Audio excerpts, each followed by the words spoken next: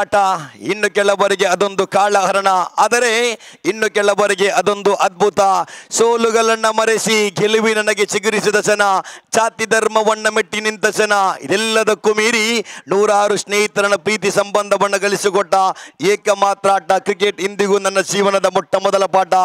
ಜಾತಿ, ಮತ, ವರ್ಣ, ಪಂಗಡ ಎಲ್ಲವನ್ನ ಬದಿಗಿಟ್ಟುಕೊಂಡು ಒಂದೇ ತಾಯಿಯ ಮಕ್ಕಳಂತೆ ಪಂದ್ಯವನ್ನ ಸಾಗಿ ಬರ್ತದೆ. ತಮ್ಮೆಲ್ಲರ ಸಹಕಾರದಲ್ಲಿ ಪಂದ್ಯ ಸಾಗಿ ಬರ್ತದೆ. ಬಂದಿದ್ದೀರ ಬೆಳಗ್ಗೆ ಮರಳಿ ಹೋಗುವಿರ ಮನೆಗೆ, ಒಂದಾದರೆ ಜಿಂಕೆ ಮರಿ, ಇಲ್ಲವಾದರೆ ಚಿರತೆ ಮರಿ. ಜಿಂಕೆ ಮರಿಯ ಬಾಯಲ್ಲಿ ಸಿಕ್ಕರೆ ಬೇಟೆ, ಸೋಲನ್ನ ಸವಾಲಾಗಿ ಸ್ವೀಕರಿಸಿ. ಸೋಲದೆ ಗೆದ್ದರೆ ಅದು ಮಂದಹಾಸ, ಸೋತು ಗೆದ್ದರೆ ಇತಿಹಾಸ.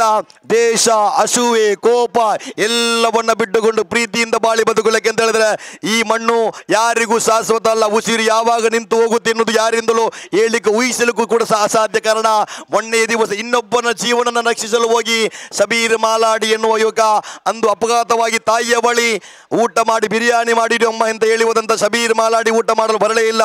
ರಾತ್ರಿ ಮಲಗಿದ್ದ ಗೋರಿ ಇಕ್ಬಾಲ್ ಮತ್ತೆ ಹೇಳೇ ಇಲ್ಲ. ಆದಿತ್ಯವಾರ ಟ್ರೋಫಿಯನ್ನು ಗೆದ್ದುಕೊಂಡು ಬರುವ ಆದಿತ್ಯವಾರ ಆಡುತ್ತೇನೆ ಅಂತ ಮಾತು ಕೊಟ್ಟಂತ ಟೀಮ್ ಮ್ಯಾಟ್ರಿಕ್ಸ್ ನ ಸಾಕಿರ್ ಮತ್ತೆ ಆಡಲೇ ಇಲ್ಲ. ಯಾರಿಗೂ ಈ ಮಣ್ಣು ಶಾಶ್ವತವಲ್ಲ, ಪ್ರೀತಿಯಿಂದ ಬದುಕೊಳ್ಳಿ.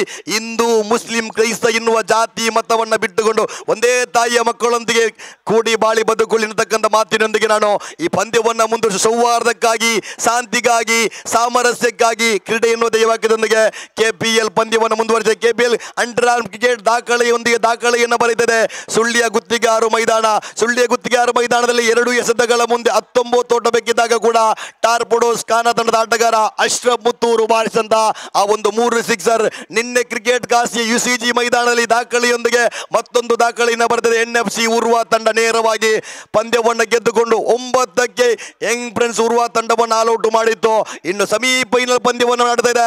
ಸೆಮಿಫೈನಲ್ ಪಂದ್ಯವನ್ನು ಸೋತವರ ಗಮನಕ್ಕೆ ಲವ್ವರ್ ಕೈ ಕೊಟ್ಟಾಗುವಾಗಂತ ಬೇಸರ. ಇದೇ ರೀತಿ ಪಂದ್ಯದಲ್ಲಿ ಸೋತವರಿಗೆ ಇದು ಕೆಪಿಎಲ್ ಕೋಣಿಮಾರ್ ಪ್ರೀಮಿಯರ್ ಲೀಗ್ 2024ರ ಕೊನೆಯ ಗಳಿಗೆ ನಿನ್ನೆ ಮುಗಿದಿದೆ. ಇಂದು ನಮಗಿದೆ ಅವಕಾಶ, ಪ್ರತಿಯೊಬ್ಬರಿಗಿದೆ.